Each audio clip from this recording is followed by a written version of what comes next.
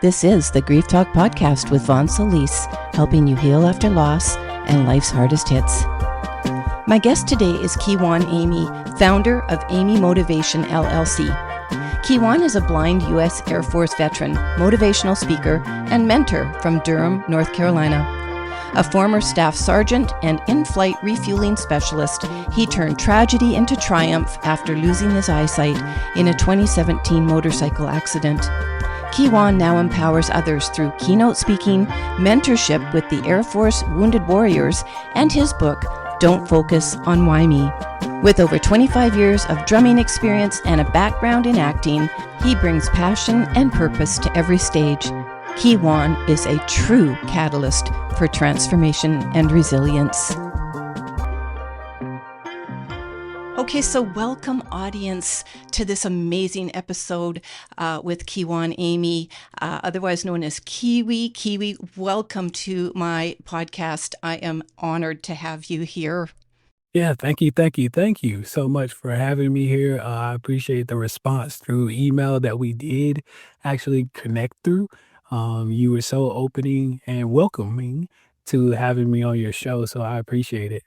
Yeah, likewise. I always really appreciate that email back and forth, getting to know you. Well, I got your book. And as a recap, audience, I just want to remind you that I will say Kijuan in his more formal name, basically has an amazing background and inspiring story to tell. We're going to tell you all about it. Essentially, this is an inspirational, courageous, adventurous journey he has gone on since 2017 after having the world in his hands and losing almost everything at age 25 in a motorcycle accident. One may call it tragic, one may call it miraculous. Kiwi, we're going to talk about what you ended up viewing that accident as, that left you without your sight, basically having to learn everything all over again. We're going to talk about some bits and pieces of that, all of which you have put in your book. We're going to talk a lot about your journey that you wrote in a very succinct book. And as an author of 3 books, you know, I read your book and I found it so concise, so impacting with every word you wrote. And almost, you know, you could use it as a pocketbook and just go to any page at any point in all of the lessons that you provide people. So I really encourage anyone watching or listening to this episode to get your book. I'm going to keep it. I got it from Kindle Unlimited, but I'm going to hang on to that. And I really felt like I got to know you. But getting back to a little bit of your background, before the accident happened, when you were 25, you had been in the Air Force from 2011 to 21. You were an in-flight refueling specialist, which is pretty cool. And you write a little bit about that in your book. If anyone wants to know about that, we're going to talk about what you actually did, because that's I find that piece, it was such a almost spectacular career from my point of view. I want you to talk about, because losing that, holy crap, okay? Like losing, you worked hard to get it. And so we're going to talk a little bit about that. And you also advanced to staff sergeant before your medical retirement. Grief all in itself, being forced to have to leave due to your accident. Then you enroll in a 4-year university program. You're now the founder and CEO of Kiwi Enterprise.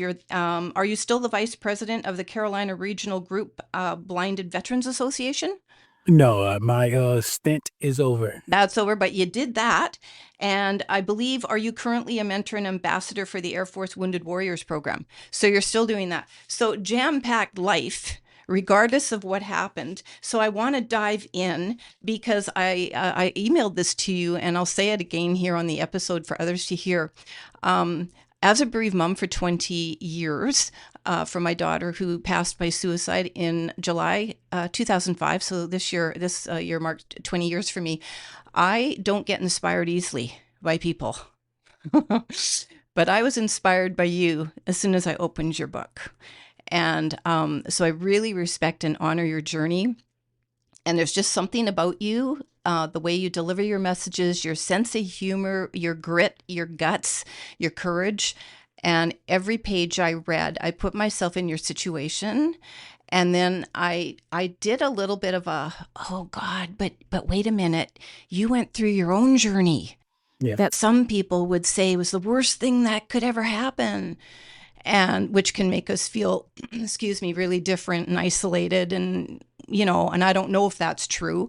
But then I'm reading yours, and then I'm imagining myself losing my sight, which would be the probably the next biggest fear I have. And I'm going to be blunt about that. When any of us humans think about losing one of our senses, I would wager the first one most people would not want to lose would be their sight.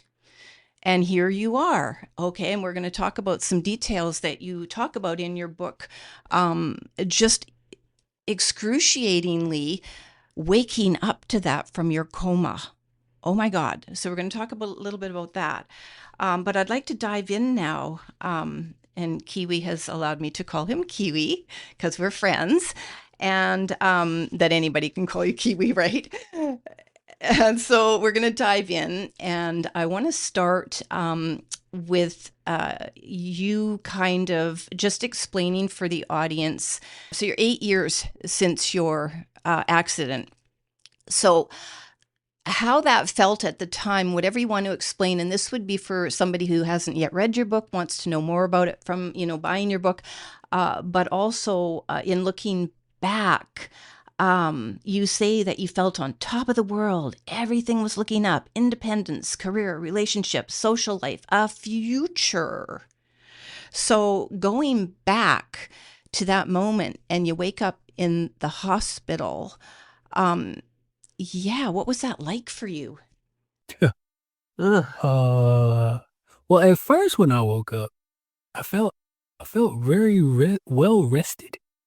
Mm. Because I had been in a medically induced coma for a month.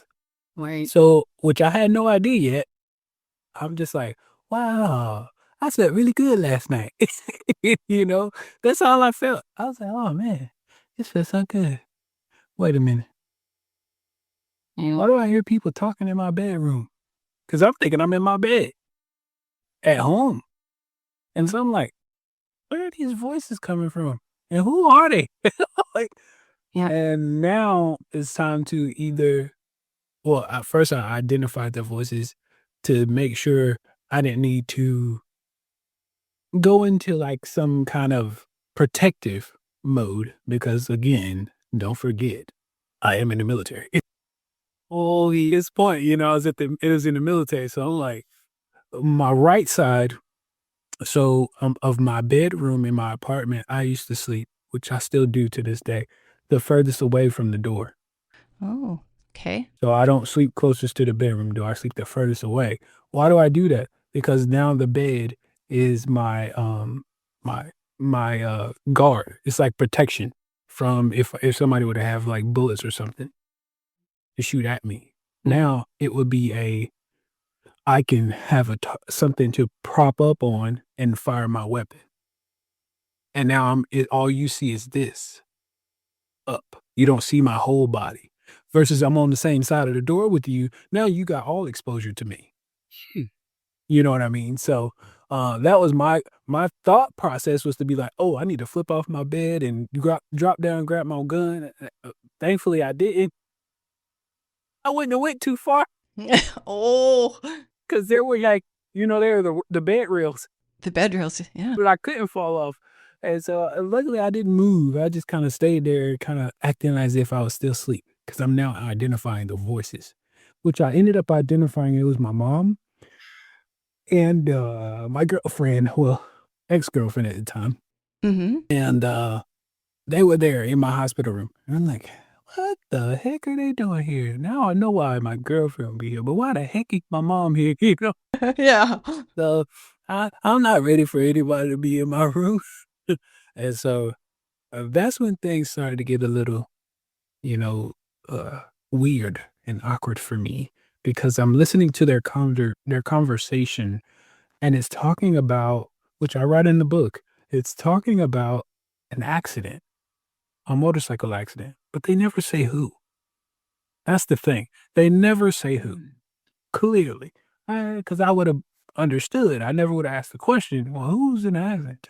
But I'm trying to piece this thing together. And you know how you're like watching a TV show, one of your favorite soaps or something, and you're like, will you guys just come on? And then it goes to the gets to the end of the show and it says to be continued. And I'm like, eh, that's how I felt. Like you guys did not just leave me on a cliffhanger. Yeah, So I finally, go to try to let them know that I'm awake and I open my eyes and I could see nothing. I see the same thing right now that I saw on May 5th, 2017, as well as June the 6th when I woke up in the hospital, 2017. I yeah. see the same exact thing. Which is nothing except for a little bit of light perception on my right eye, but I can't see any light right now at the hospital because the lights have to be really bright. Like, it's got to be sunlight bright. Mm. Yeah. So, I noticed that I can't see, but I do like, how you're one of those hard blinks to try to clear your eyes up. My vision's a little blurry. I try to reopen my eyes and still nothing. Jesus. Yeah.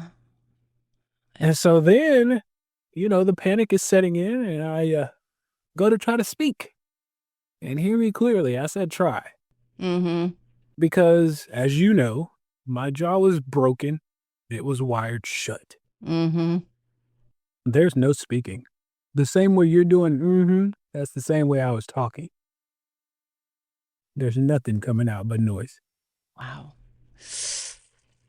I just want to stop you right there. Go ahead. You write about that in the book, and I don't think I'm ever going to forget that you describing that experience in my life. Yeah.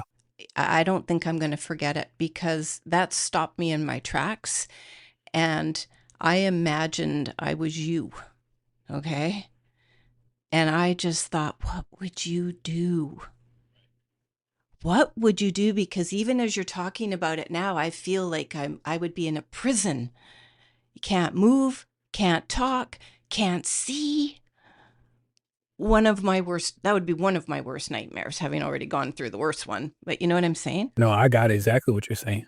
Yeah. And so this is where people be inspired by Kiwi. Imagine what you would do. And my thing is, I don't think a lot of people put themselves in other people's shoes. They No. want to, like, no, I don't want to think about that. Right. Anyway, Exactly. this is why your story is so important. Okay. And how you tell it. Okay. So then what? So then, uh, I told you the panic was setting in. Yeah. Well, now at this point when I can't talk, I actually hit the panic button. There's no longer setting in. It's now all full blown alarms blaring. We're going crazy now, you know? And I mean, are you just feeling around for a device to hit a button or? I'm trying to I'm trying to talk and yet I hear my mom and, ex-girlfriend. Yeah. They come to each side of my bed. Uh-huh. And my mom's like, What's going on? Are you okay? Are you okay?" I'm like, "No." So, like obviously, first off, I'm in a hospital and I didn't even know it. Who did this? So Yeah. why can't I see anything? And I mean, when I tell you the questions are flying, but they are not understanding a word. Yeah. Because you can't talk. No, and you're my best to murmur, and they're like, "Wait, wait, wait," and I'm Yeah. like, Okay, wait for what? Like, is this gonna get better?" Mm. And it actually got worse. Oh, and how did it get worse? She hands me a pen and a notepad. Yeah. Yeah. Like, what do I do with this? Yeah, you do realize I can't see right now, right? So anyway, I do my best because she was like, just try to write and, try your best not to write over top of what you wrote. Okay, easier said than done. Yeah. No kidding, eh? Um, but I did. I did do that. And the only question I asked, just one, Mm. what is this motorcycle accident dream y'all are talking about? And yes, I use the word dream because they never did say who it was. Yeah. And so I said dream, and my mom read it, and then she looks up at me. She said, "Oh, that's not a dream. That's what happened to you." Oh, yeah. Mm. So yeah, June the 6th. Um, at that moment, I stopped communicating. Wow. There was no more communicating. I think I might have put this in my book. You could have came in there and did whatever you wanted to me, and I wouldn't have cared Wow. because life just set in. It really just hit me like literally a ton of bricks. Mm-hmm. And now I'm trying to figure out, wait, what? I was in a motorcycle accident, but I'm not a crazy rider. Why would I be in a motorcycle accident? Mm-hmm. Did I fall? Like, did I hit a patch of grass? Like what? Mm-hmm. Did I turn a corner too fast? What happened? This is everything I'm asking myself. I don't know anything. Why am I asking myself these questions? Mm-hmm. Right. I couldn't recall a thing at that time. Mm-hmm. Why? It wasn't that I had, a terrible memory. It was that I was all hyped up on freaking medication that recalling stuff wasn't easy. My brain was fogged out. I'm on oxy. I'm on, these pain meds. I'm just coming out of anesthesia from the medically induced coma. Like, Mm-hmm. Yeah. I don't know why. I didn't even know where I was. So that tells you right there, I have no clue what happened. And are you have a question? I have Oh, a go ahead. question. It just came to me, and you can or you don't have to answer, but like in the military, were you trained for anything like that, a capture or something that would maybe have helped you sort of like ask yourself these questions, like almost have an I don't know, an analytical, but some reasoning for it. Like, are you trained for that? Because most people wouldn't be. Do you know what I'm saying? I know what you're trying. I know what you're saying. Yeah. I started smiling because I was trained specifically during my instructor school when I was when I was as an in-flight refueling specialist. When Right. you go to become an in-flight refueling specialist, you learn questions. You learn how to question. Okay. I mean, and when I say learn how to question, Yeah. I could ask you so many questions. I don't even have to know nothing about your life. Right. Like it's just one of those things. As soon as you start doing something or start to speak on something, I could. So why would it do that? Why Yeah. would you be looking for this? What like they teach you how to ask questions. Right. Are you also though, and I want to say this sensitively, um, in that position that you were doing as a specialist, in-flight refueling specialist, are you also trained for possibility of death? Is it that, like, is it a really risky profession? Well, I mean, yeah, we don't have parachutes on my plane. So I guess what I'm saying is the grit that you have, and like all through the book I'm reading, which by the way, folks, it's not a really long read, but just very impacting on every page, Yeah. which I really appreciated. But I was just wondering if there was something about your, I wasn't thinking it then, I'm thinking it now, about your training that would give you some kind of, I don't know, like I said, I don't know what the word is because it's not strength, it's not perspective, but just something, coping skills. That's what I'm looking for. Resilience? Well, right in the waking up, you're not resilient yet, right? But if you're waking up, and as you were describing earlier, I sleep on the right side of the bed. I got my gun, I ready, I do this. That is a I can't even think of the word what that is, but a very prepared approach to being risk averse. But I'm thinking, I'm just wondering if that has formed part of your personality to just face everything you have faced with such resilience, and a seriously positive attitude, which we're also going to get into, but also in those moments waking up like, oh crap, This is what I trained for. You just don't know yet. It's been from a motorcycle accident. And Well, that I mean, may, you do get the preparatory trainings. yeah, That's kind of where that mindset of dropping to the one side of the bed, because you did have to shoot on one knee.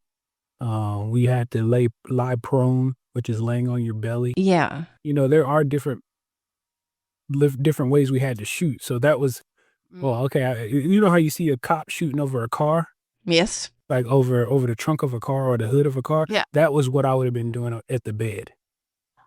Okay. Yeah, it would have been like that. So that's what I meant by that. But as far as like that accident, I don't know if I had anything that could have prepared me for that. Prepared you, yeah. Yeah, I think the whole description, I'm trying to think of my word or word is like survivor skills. Yeah. As survivor skills. And I so mean, I you did go through survival school. There was a were- survival school training that I did go through. yeah. It's called SEER, Okay. and we had to. It stands for survival, e- escape, resistance, and evasion.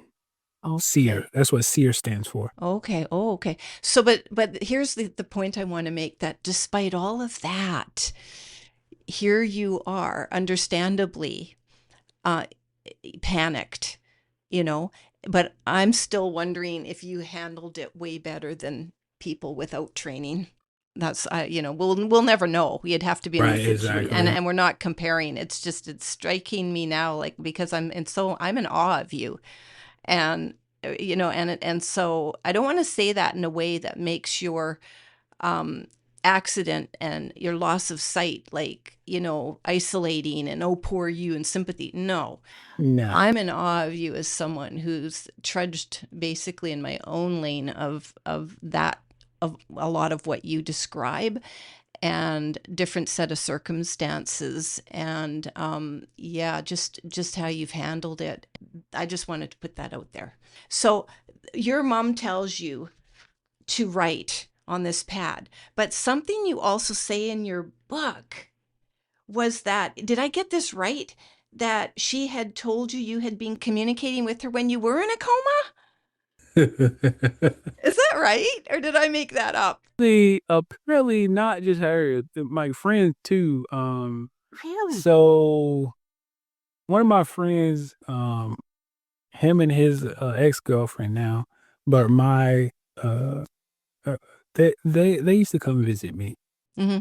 and Jesus Christ, because they would tell him, "Don't make me laugh," because I had a tracheotomy, so that would choke me. Yeah. Well, his numbskull self would make me laugh and have to take off and go get somebody to, fix it, correct the situation. Now, that's one side of it. The other side is the girlfriend that he used to have, his ex-girlfriend.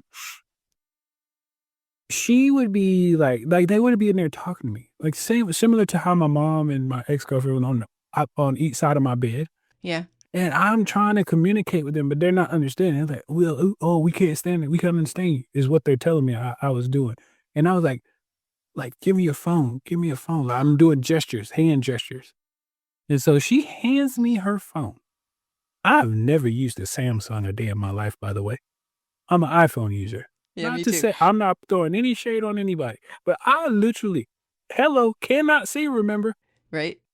go to her messages and start typing what I wanted them to know. And I handed it back to her. She told me, you might have missed 2 words. Wow. Do you have any idea, like, why you think you could do that?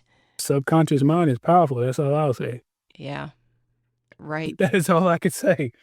Is that the subconscious mind with the muscle memory is truly powerful. That and You divine know, intervention and that guidance. too. Wow. Well, see, that's not in your book. Nah, it's not. But because I didn't find that out until later. Oh, I didn't find that out until after I wrote my book. And they were like, because I think they read what you read. And they were like, man, you should have known all the stuff you was doing in there. And that's when they told me that after they read the book. yeah. Yeah, so trust me, there are other stories that started to come out after they read the book. But see, the reason I wrote this book was from my perspective. Mhm. I was trying to give people what I was doing and what was coming from what I was dealing with versus what everybody else was telling me. You know what I mean? So that's why I didn't put a lot of those stories in there. Yeah, for sure, for sure. How long did it take you to I think I read that when you first learned about this, you shut everyone out for at least 24 hours and wouldn't speak to anybody. But how long would you say it took you in that hospital to really come to terms with you were the guy in that motorcycle accident and um and when they started to give you answers to what really had happened, because I'm sure that they were trying to protect you and all this stuff, but did they start to give you answers right away about what actually happened? And when you had that, did that information help you come to terms with, holy crap, this is my situation? Oh yeah, no. As soon as I asked the questions, they were giving me answers. Okay.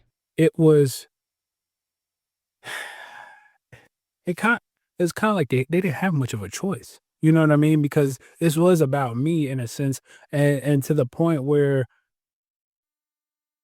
I I don't know if you're withholding the information, how is it benefiting me? You know what I'm Right. saying?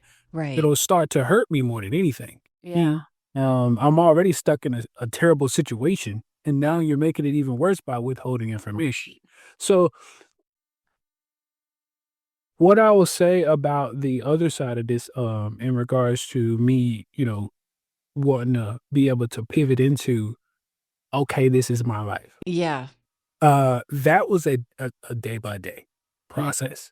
So why do I say day by day? Because some days literally were better than others, and some just flat out sucked. Mm-hmm. You know, there were days I couldn't do stuff. There were days I was using the bathroom on myself. I don't like these things because it feels like I'm no longer in control. You know what I mean? Mm-hmm. And I'm like, "Wha this is where my book title comes on in. Don't focus on why me, because I was all I was doing. Why does this have to happen to me right now? You know what I mean? And that's all I kept questioning God about. Why me?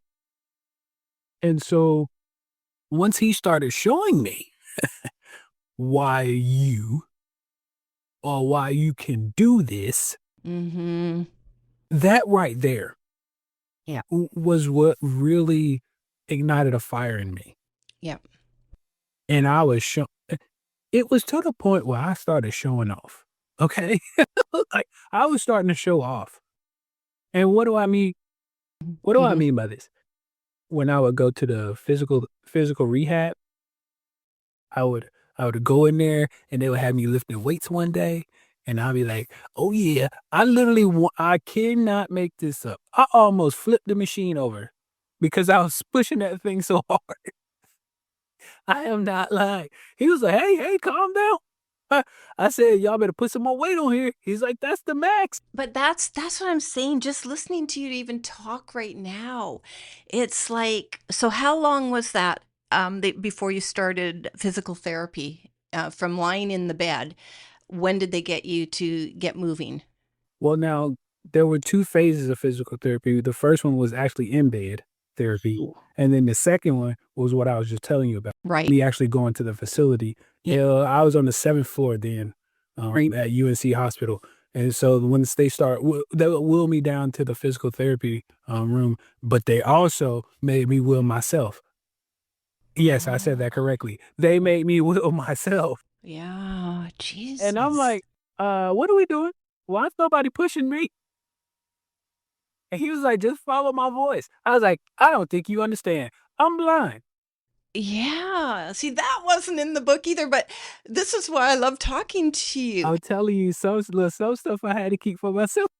Yeah, okay, well, you want me to edit this out? Anyway, I think it's I think it's so important, but so here's the thing. How long after the accident was this happening?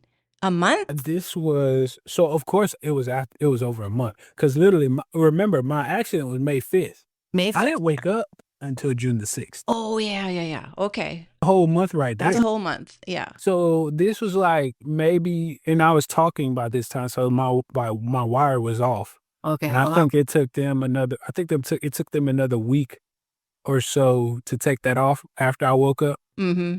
That was the longest week of my life. I'll bet. Yeah, because you like to talk, I'm sure. And eat. Oh, and eat. You know what I'm saying? Yeah, food first, talk later. They were thank you. They were feeding me via a gastrointestinal tube.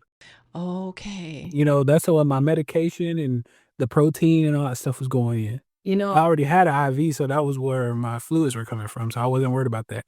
But that's how I was eating, and I'm like, this is weird. Like, the discipline. and I don't like a week. It was like, yes, you have. I was like, no, I haven't. I want Keep to physically eat. The discipline you would have had to show. You know, I'm just sitting here like going, wow. 'Cause I'm a fairly impatient person, which I've tried to, teach myself not to be. But the discipline, mental, emotional, physical, spiritual, everything, just to be basically almost still Yeah. and in the darkness. Well, look, in the darkness, whether the lights are on or off. Exactly. That's what I'm saying. See, I mean, just feeding that back to you is like for most of us that haven't had to go through that, it's like yikes. And but speaking from the perspective of going through something where people would be, oh, when they hear about my child's suicide, Yeah. and like, oh God, so I'm reacting to a little bit like that, but I get that, the discipline, and we don't, and the reason I'm bringing it up is because I don't think we think about it enough, for ourselves, the discipline that we've had to demonstrate to develop the resilience, to be honest, from my perspective, amongst other things. So I still don't get though where this wheeling down the hall and the guy says, follow my voice. And you're like, well, you have no choice because they're not wheeling you. This is where I feel like the grit, I just keep coming up with this word, the grit you have to just like do it. And at first, Ah, I'm not joking. I said, because the ex-girlfriend that I was telling you about, yeah. I told her, I said, take me back to the room. If he's not going to wheel me down this hall, take me back to the room right now. And she's like, I can't do that. I said, what do you mean you can't do it? Yeah. And she was like, he told me he was going to do this. I said, and you agreed? Yeah. Yeah. It's one of those moments. And you agreed to it? He was like, we're not going back. You got to come on. We got to go to physical therapy. You're eating into our time. Then I'm like, what is going on? I said, what if I run into somebody? He said, trust me, they'll get out of your way. Okay. Yeah. And I'm like, this was the most nerve-wracking thing I had ever done since, waking up. Yeah. And I couldn't just, say, well, I'm going to go back to my room because I didn't know where it was. Mm-hmm. Yeah. I didn't know where it was. I was literally, they had already put me in a hallway. Mm-hmm. You had already made some turns from my room. So I don't know where I need to turn, where I need to go. I can't just reach up on the wall and say, this is my room, because I don't even know what room I'm in. So anyway, I went down the hall. Here's a question for you. You're going to say you went down the hall, but I'm going to ask you, are our senses designed when you find yourself suddenly in this situation? Can you really follow a voice? And our senses will actually hone in at that point. And even without being able to see, you could follow his voice when he told you to. My ears basically, so if you ever start, and I'm sure you're going to start doing this now, but if you ever close your eyes and hear somebody talking, Yeah. just turn your ear one way. Okay, I'm doing it. This ear won't be picking up the same that the ear that's turned to them is. Mm. But if you're turned facing them, Mm-hmm. you know that you're going the right way. So I was just putting his voice in the center of my hearing. Interesting. Okay. And that's all I did. I even do that. Well, I started doing that when I was doing my walking as well. Like, or we call it orientation and mobility training. The guy, instead of using his voice, he would be walking and Clapping. doing that noise. Yeah. Okay. And I just had to follow it. Yeah. You know, you just any sound, and your job is to put that sound in where you're in your pathway. Mm-hmm. The reason I'm bringing that up really briefly is just because I think that a lot of people are very, unaware of their senses and put very little, thought into the beauty of these senses that we do have. And it sounds like when we lose one, we overcompensate in another area eventually to be able to survive it, the loss of that sense. That's Yeah, that's a focus. Yeah, interesting. You know, I sit here thinking about it. Just think about this. Say you were in like a crowded area and you were walking one way and somebody behind you noticed you. They were like, they just called your name, yelled it out. Hey, Mhm. Kijuan. And they were like, oh, and you knew which direction it came from because you heard it come from behind you. Mm, It's the same thing. Yeah.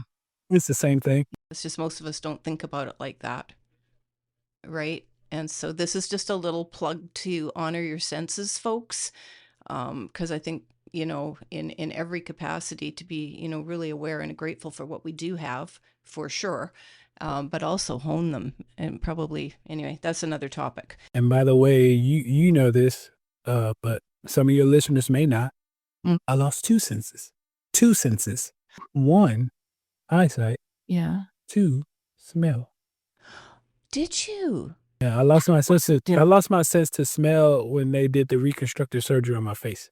Because they had to put the metal plates in my head, so they had to go in through my face. Wow, I did not know that. Jesus. But I breathe just fine. Wow.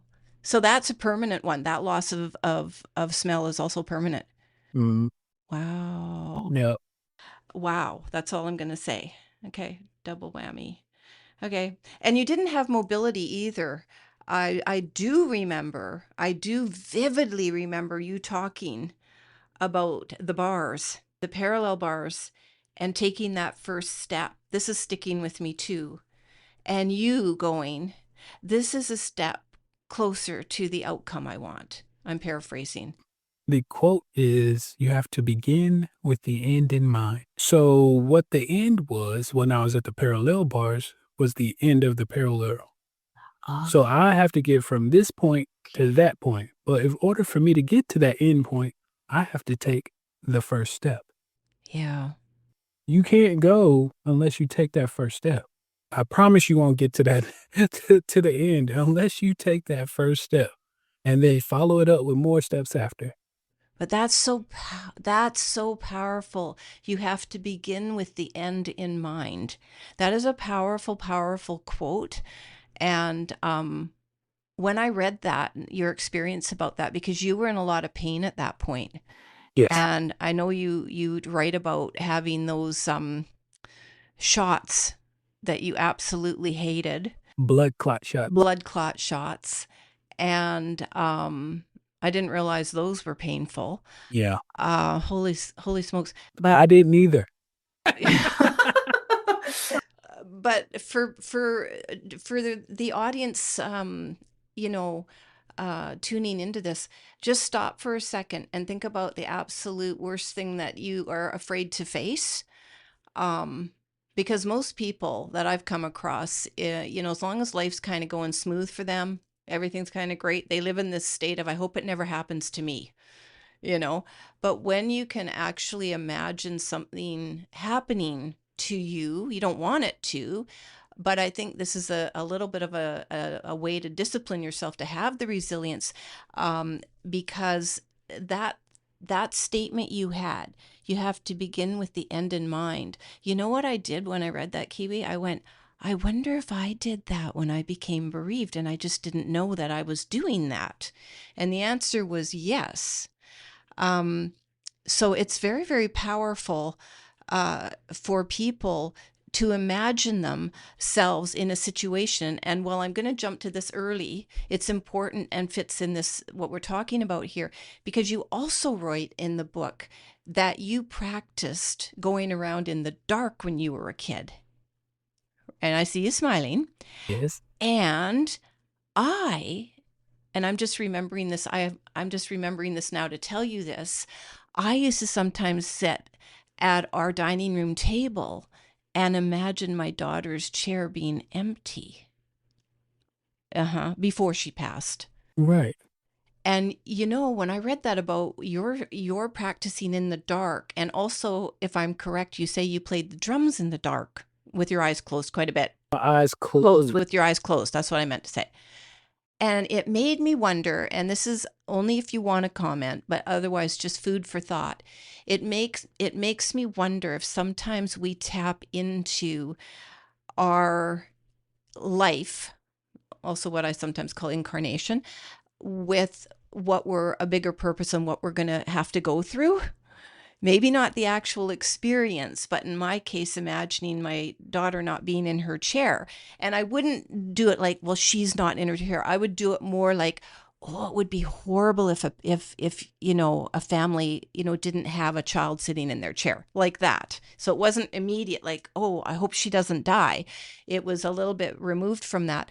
But like you going around in the dark and saying, I think you said, I wonder if this prepared me for my future. Did you say that? But if not, I'm asking if that, do you think that's even possible, that we could be preparing ourselves for our future? Uh,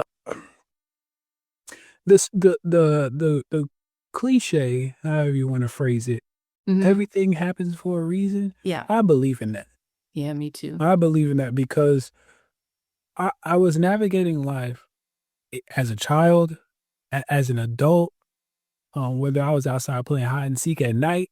I was one of the best when we played, especially when we played at night. Oh, I was the best Wow. when we played at night. Yeah. And like I told you, my eyes being closed, playing the drums was at church. Had no clue I was doing it. Yeah. Hear me clearly. I had no idea I was even doing it. I was being told that by other people.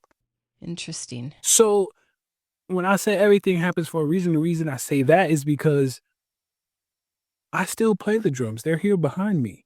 Yeah. I saw a YouTube of you playing the drums. Yeah. I still play. Yeah, good. I still play till today, and Awesome. not just playing just to be playing or sounding like God knows who what. And Yeah. I can play very, very good. Yes, you can. Very well. Yeah.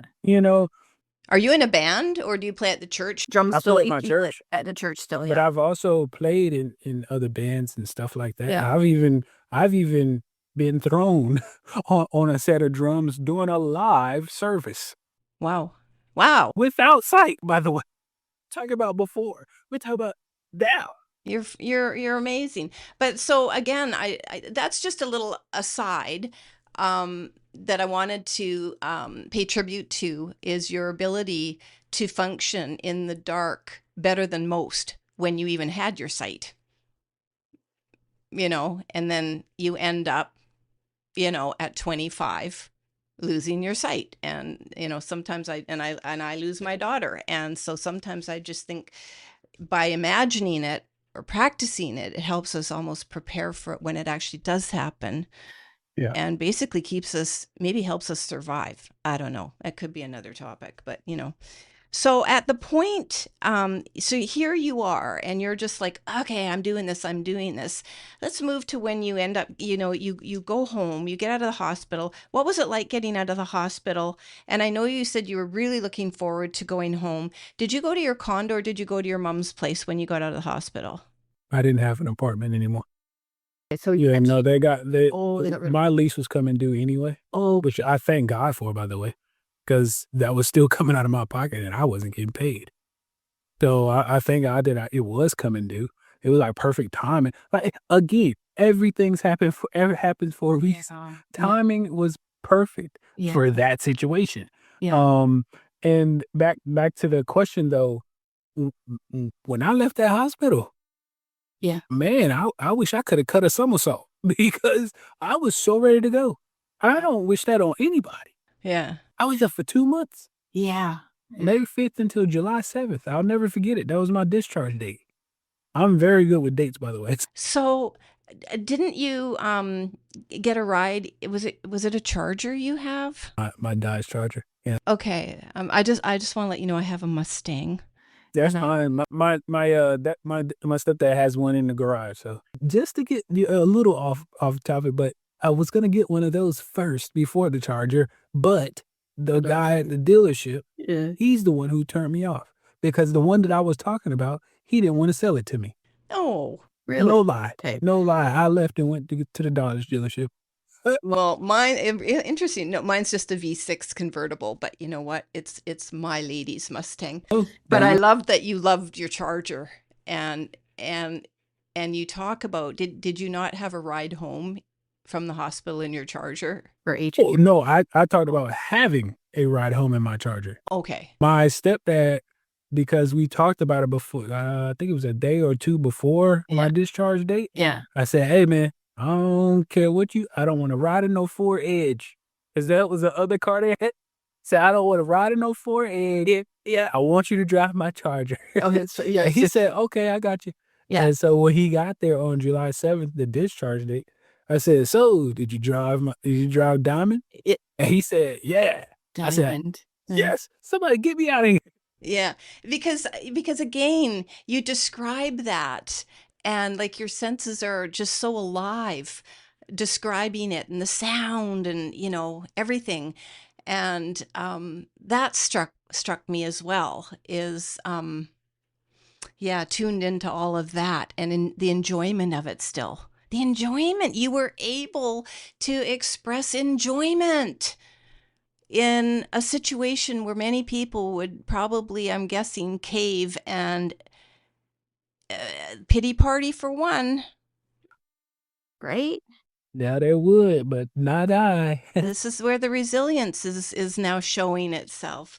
So how moving, to shifting your mindset. So you talk about the three points, the key points for people that you consider are absolutely essential for recovery. And you talk about it, in having your shots, in excruciating pain of learning to walk again, learning everything all over again. And one of the main lessons I wanted to write down for the folks was number one, embrace and confront the issue. Embrace and confront the issue. Um, and I wrote to you that this, or at least a note to myself, that this is jam packed with lessons from your life experience. And so when you talk about embracing and confronting the issue, and I know someone helped you with understanding that, um, but do you want to speak about that and how you feel its importance is to people's recovery, turning a situation around, facing adversity, anything that's their, monstrosity of a struggle? Yeah, that chapter, embrace and confront the issue, it Mhm. came from literally the depression phase. Yeah. And uh I was trying to stay in denial about, eventually I'll get my sight back. Yeah, it's just maybe tomorrow morning. Yeah, let me just hurry up and go to sleep. I know to be back. Oh. Literally, these are the things I'm doing. Yeah. Okay, if I just pray tonight that it comes back tomorrow, I know it'll come back because that's how this works, right? No, it's not Mhm. how it works. Mm. And so when I'm going through this day after day after day, people come into my house to pray for me all the freaking time. I am now getting to a point where this thing is starting to have like a stronghold on me. And now it's pulling me down instead of me finding a way back up like I was having when I was at the hospital. Like I was finding my way up out of there. And then when I came back home, that hill started to go I started to go back on the downside of the hill Okay. into a valley. And I had to find my way back out of there because that valley was getting dark. Mm-hmm. And so it got to the point where, the prayers, I'm like, I'm done with this. You know, I needed something to help me. And I felt like I wasn't finding the right answers. Mm. Until I finally called my uncle, that's who you're referring to, who helped me in this situation. The first part of him, of the feeling better about this situation was him just simply saying, I'm on the way. Mm, yeah. Why do I say that? Because it was like 8 o'clock at night Yeah. and I called his house and he's like, Key, because he calls me Key. I He like like, that. Key, I'm on the way. Oh, jeez. And I was like, oh, you what? Like, Yeah. oh, okay, he on the way. I didn't get dressed, nothing. Yeah. I'm just laying there, okay, he's on the way. I'll just, have some shorts and t-shirt on, cover up, just lay in the bed, gonna come back here and talk to me. Probably pray again, something like that, because he's a pastor. Yeah. So I'm thinking, okay, here we go, another prayer. You know, the step two of him saying something that made me get even stronger. Mhm. Come on, let's go for a ride. Ooh. Wait, what? What? Oh. First off, you left your house at about 8 o'clock. Now you get here and you want to go for a ride. Yeah. Okay, this is showing that he really cares. Yeah. He's trying to get me out of my environment and into a better situation to where we can have a headspace moment and talk. Mhm. And so we're riding and I'm just talking. I mean, when I say talking, kind of like what we're doing, but just me. Mhm. No, no, you hear him every now and then. Yeah. He's not saying words. That's it. All he doing. And then we finally get somewhere to pull over and park. And he says, Key, I'm surprised it took you this long. And I was like, what are you talking about? He said, I honestly thought you would have broke down a long time ago. Mm. I said, I thought this would have came a long time ago. And I said, well, you got me there because I didn't. I thought I would be okay, you know? And you just don't know what you don't know. But as we were talking, that's when the phrase he told me, you can't keep running from this thing. At some point, you got to embrace and confront the issue. And that just meant facing it. Yeah. Don't sit there and run from it. Don't act like this is not real. We have to understand this happened. Now, what are we going to do about it? Mhm. Yeah. So that's where that came from. Yeah. Yeah. So just a nod to the grief part of this, folks. It can be very, very difficult. I mean, this is obviously I'll right it up my alley in the grief talk world, but with the loss, you don't have to lose a person to be in grief, number one, but also embracing and confronting the issue, embracing it. Maybe they work together. Maybe one comes before the other. I don't know. Uh, it can be hard and Yes. it can take years. Yes. And in my case, it's taken years to embrace my loss. But I've always approached healing as having to be really genuine. And I learned a few years ago that if I'm not ready to heal something or accept something, I'm just going to acknowledge I can't do it yet or I don't want to do it yet, and we deal with it, because that in and of itself is another form of healing, just being able to accept what you can't accept. So I just wanted to put that out there. So this was a journey for you. You're 8 years in.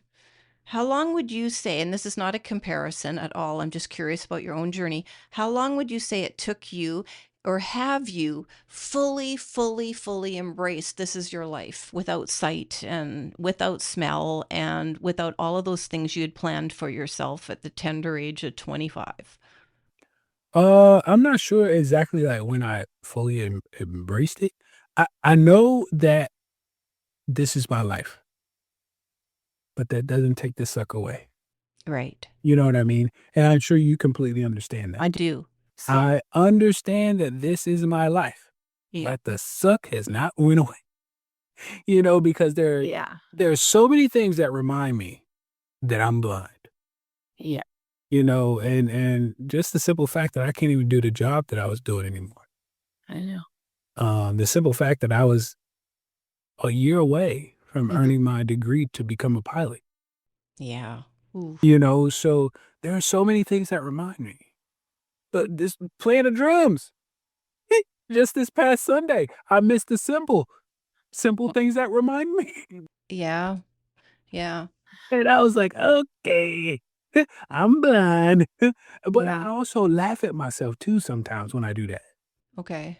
So that can make it's like that's another like part of, for me, another part of like coping Yeah. is I laugh at myself. Yeah. Humor? Oh God. Yeah. You want to talk about somebody like, making jokes out of what I do? And it's me, okay? Yeah. So yeah. I was going to bring that up just briefly, but you've already answered it, I think. But I was going to ask you if you thought humor, when you can reach that point, and it's dependent on your situation, um, does actually help you to this day. And you've answered that. Yes, it does. And I think it can help anybody. But there are a lot of situations it's very difficult for people to make light of, and also culturally wrong to make light of them. So just the fact that you do that, yay to you. I just we're at the top of the hour, and I'm gonna have to close off with you soon here. But I just wanted to acknowledge, one, I'm really grateful for your time and your honesty having this discussion.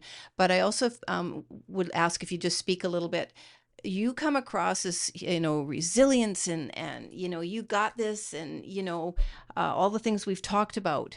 But in sort of rounding this off, if you could just sort of speak to the fact that, healing does take time, acceptance does take time. And you even saying, in your words, because I think you're actually the same age as my son. But the suck doesn't go away. So that's not something I would normally say. I'm just saying Kiwi, but meaning that there are parts to this that still are, do you struggle with, or are you just annoyed with, frustrated with? I just want you to speak about that, so people don't get the idea that something bad happens and then you reach this point where you got a level of acceptance. you know in my case, listen, I'm going to have parts of the struggle probably till the day I die. Well, Okay, no matter how committed I am to letting my loss be a-okay, which again is, you're not really supposed to say that in the grief world. You're kind of the same.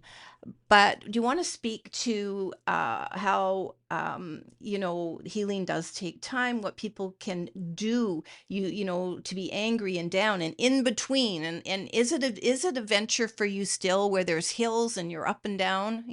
What do you want to say about that? yeah, absolutely. What I will say is, and this is something that me being a mentor as well as an ambassador for the Air Force One the Warriors program, Mm. we talk about all the time. Okay. It's okay to not be okay. Mm-hmm. Mm-hmm. That's one thing we have to understand. It is okay to not be okay. Mm. The thing that we must do is try not to live there. Yeah. Don't live in that not okay moment. Yeah. Try to find something that brings that light in you back out. Mm-hmm. And that's what I do. The humor that you hear from me, Mhm. that's me bringing that light out. Those drums, that's me bringing the light out. Yeah. When I speak and mentor to other people, that's me bringing the light out. I might be talking about the story that caused this, but at some point the light is going to shine again.